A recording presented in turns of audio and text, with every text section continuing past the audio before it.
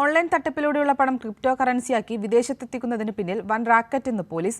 Big Boss reality show താരവും യൂട്യൂബറുമായ കൊല്ലം സ്വദേശി മുഹമ്മദ് ഡിലിജൻ ബ്ലസ്ലിയെ കോഴിക്കോട് റൂറൽ ജില്ലാ ക്രൈംബ്രാഞ്ച് അറസ്റ്റ് ചെയ്തതോടെ കൂടുതൽ വിവരങ്ങൾ പോലീസിന് ലഭിച്ചിട്ടുണ്ട്.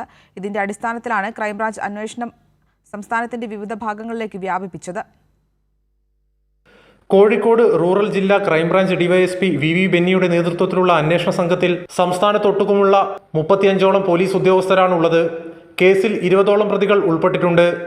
മുഹമ്മദ് ഡിലിജൻ ബ്ലസ്ലി ഉൾപ്പെടെ 12 പേരെ ക്രൈംബ്രാഞ്ച് അറസ്റ്റ് ചെയ്തു. കഴിഞ്ഞ ദിവസം അറസ്റ്റിലായി പോലീസ് കസ്റ്റഡിയിൽ വാങ്ങിയ ബ്ലസ്ലിയെ കോഴിക്കോട് ഫസ്റ്റ് ക്ലാസ് മജിസ്ട്രേറ്റ് കോടതിയിൽ ഹാജരാക്കി വീണ്ടും റിമാൻഡ് ചെയ്തു. മറ്റു പരാതികളിൽ കൂടുതൽ ചോദ്യം ചെയ്യേണ്ടതിനാൽ വീണ്ടും കോടതിയിൽ കസ്റ്റഡി അപേക്ഷ സമർപ്പിക്കും. കാക്കൂർ പോലീസ് രജിസ്റ്റർ ചെയ്ത കേസിലാണ് കോഴിക്കോട് റൂറൽ ജില്ലാ ക്രൈംബ്രാഞ്ച് അന്വേഷണം ഏറ്റെടുത്തത്. കാക്കൂർ പോലീസിൽ 22.5 ലക്ഷം രൂപ നഷ്ടപ്പെട്ട ആൾ മെയ് മാസത്തിലാണ് പരാതി നൽകിയത്.